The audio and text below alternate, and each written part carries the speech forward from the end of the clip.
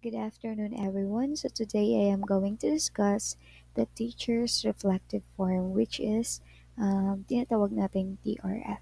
So during sa RQA ko last year, naka-perfect ako sa TRF, which is the teacher's reflective form.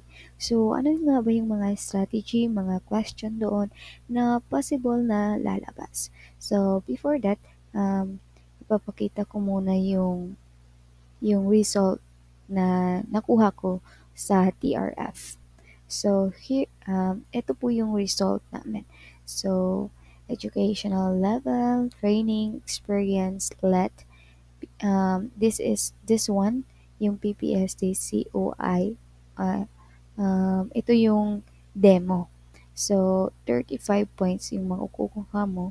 While sa PPSD NCOI, ito po yung sa reflective or TRF po namin. So, 25 points po yung overall.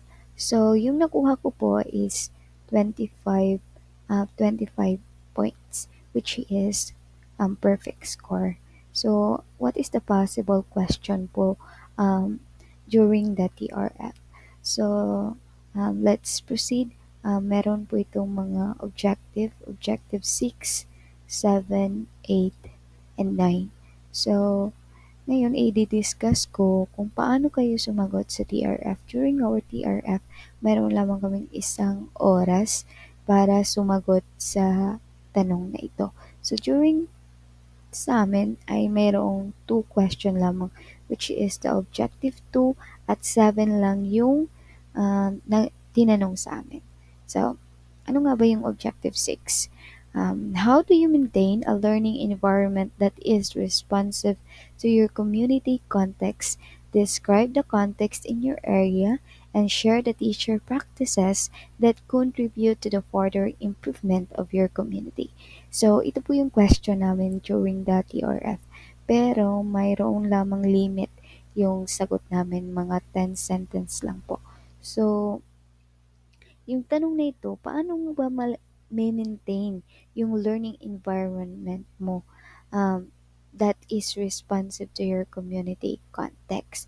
So, that way, mapapaisip ka talaga. So, yung sagot mo is depende pa rin sa experience mo. So, maintaining a learning environment that is yung sagot ko po is maintaining a learning environment that is responsive to the community context, that requires a deep understanding to the community needs and challenges. Of course, kailangan po natin maintindihan muna yung pangangailangan ng community at ano yung mga challenges sa isang community. Bilang isang mga guro, dito natin malalaman kung ano ang epekto ng mga batang ito sa ah, pangangailangan ng komunidad. So, describe the context in your area and share the teacher practices that contribute to the further improvement of your community. So, yung sinagot ko dito is, in my area, the context is diverse. Um, Kasi iba-iba yung pinagmulan ng mga estudyante, iba-iba yung ng mga nai-experience. So, ito ay diverse, with a community coming from different cultural and socio-economic backgrounds. So, may iba't iba yung iba, mahirap lamang, meron tayong pagkakaiba-iba ng socio-economic natin. So, many students face challenges like poverty, food insecurity, and limited access to the healthcare. So, yung sa amin, and in my area kasi, um, yung iba is mahirap lamang at iba limited access pa sa healthcare. So, sorry, um, insecure, limited access to the healthcare, and of course, food insecurity, kakulangan sa pagkain, at yung iba, um, marami pang nai-experience. Kaya sa Objective 6, nakadepende pa rin ito kung ano yung nai-experience mo during your volunteer or kaya yung OJT mo. So, pwede niyo mo lang po yung isagot. So, Nakadepende sa experience. Um, as a teacher, there are several practices na kailangan nating i-follow. First is building a relationship. So, sa Objective 6, kailangan mong sumagot ng yung tama talaga at makaka-attract sa mga nagbabasa. So, building a relationship. Build relationship with the students and the families, para maiintindihan mo kung ano nga ba yung mga pangangailangan nila. So, that is the Objective 6. So now, let us go back to the, not go back pala. So, let us continue the Objective 7. So, what are the question in Objective 7? How do you develop your teaching practices in accordance with existing laws that apply to the teaching and the responsibilities specified to the Code of Ethics for professional teachers? How do you develop your teaching practices in accordance with the existing regulation? So, paano mo ba maa-apply yung teaching and responsibilities mo sa specified of Code of Ethics?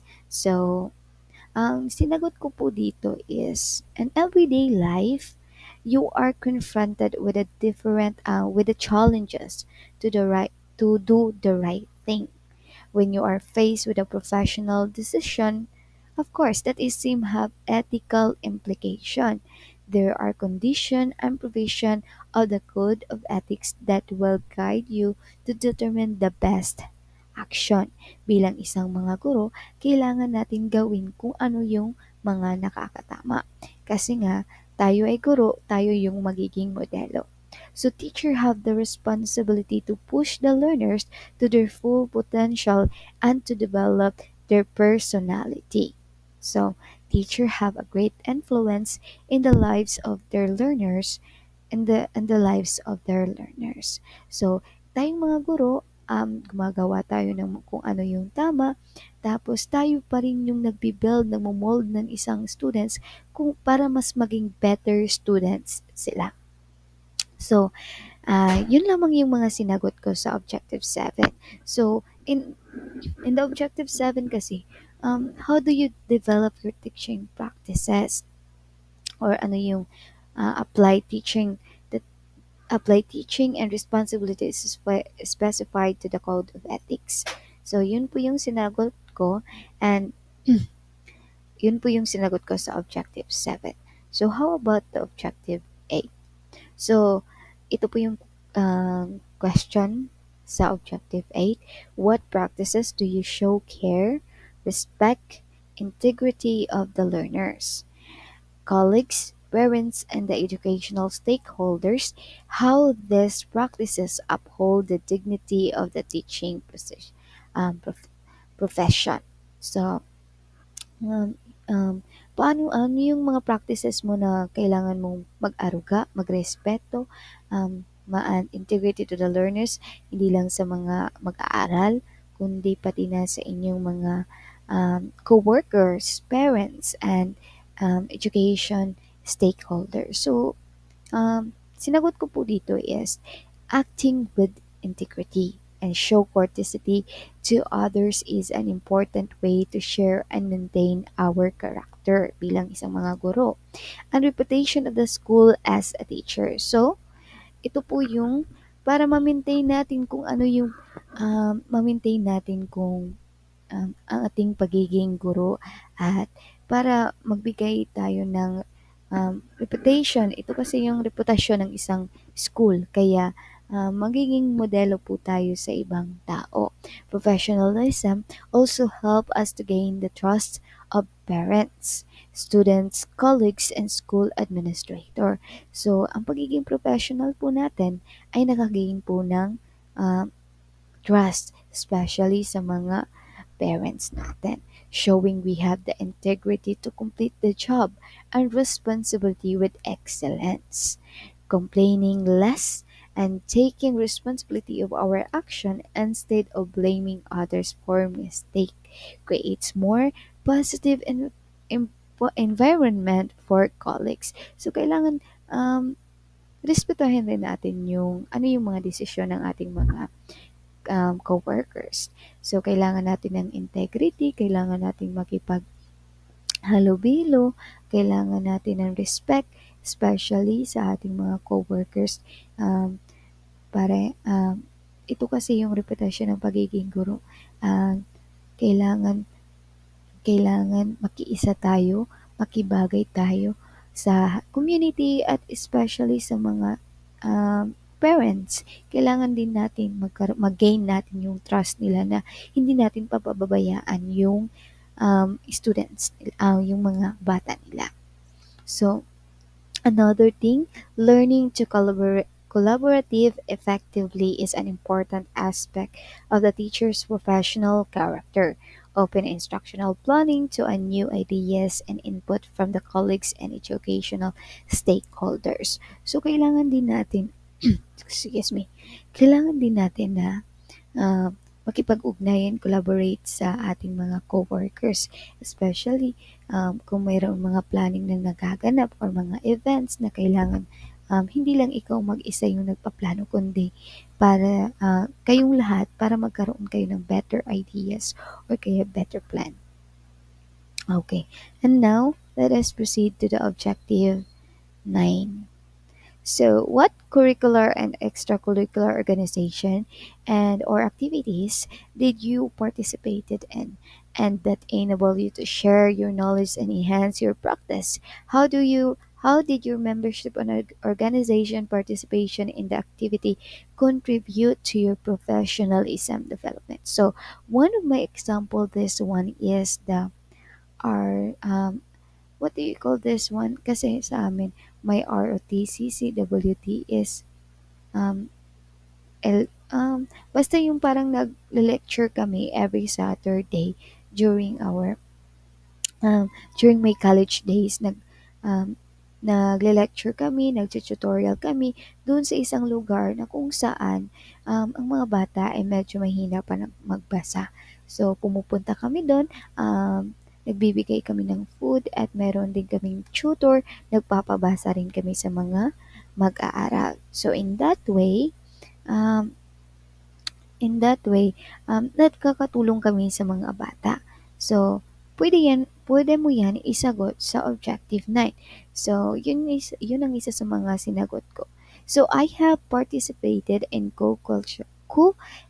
curricular and extracurricular organization and activities throughout my teaching career to enhance knowledge and teaching practices. One organization that have been member to the is the professional association in my community. Through the organization, I have the opportunity to collaborate with a professional in the field, attending training session and engage discussion about the current issue, best practices in education. So, na-experience ko rin ito during my volunteer teaching. Na-experience ko ito. Ang mga SK official, nagkakaroon sila ng programa na kung saan nagpapabasa sila ng mga estudyante or nagkakaroon ng tutorial session. So, during the summer. So, pwede mo itong isagot sa iyong objective night. So, depende pa rin sa iyong mga experience yung mga isasagot mo. So, para po sa akin, ang best niyo pong isagot ay nanggagaling po sa inyo. So, kung ano yung mga na-experience niyo. Kasi, mas attractive at mas kapanipaniwala yung mga sagot ninyo. So, kung may nakikita kayo online, pwede niyo pong itong basahin at dagdagan niyo na lang po yung mga na-experience ninyo.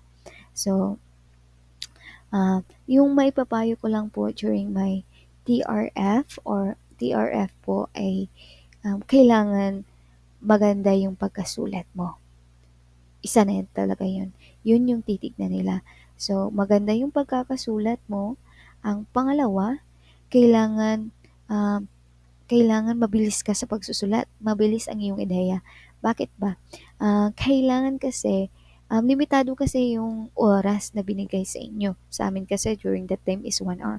Pero 2 question lang yun. Pero gahol pa rin kami sa oras. So yung iba hindi na nakakatapos, kaya gano'n. Tapos wag nang mag-erase, wag nang paulit-ulit. Kung feel mo pangit na yung sulat mo, yun na yun. Hayaan mo na lang kasi nga, ah, magagahol ka na naman sa oras or limitado kasi yung oras ang kailangan mo habulin yung oras. At pang-apat or pangatlo na ba?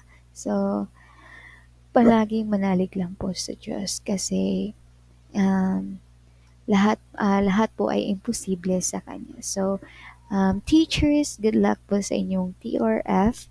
Sana'y naging parehas ko po kayo. Sana'y perfect po kayo this RQA 2025. So, kung may mga katanungan po kayo o gusto nyong ng mga sagot para dito ay pwede lang po kayong mag-comment dito at ibibigay ko po yung mga sagot. I hope nakatulong po ito at God bless po. Maraming salamat.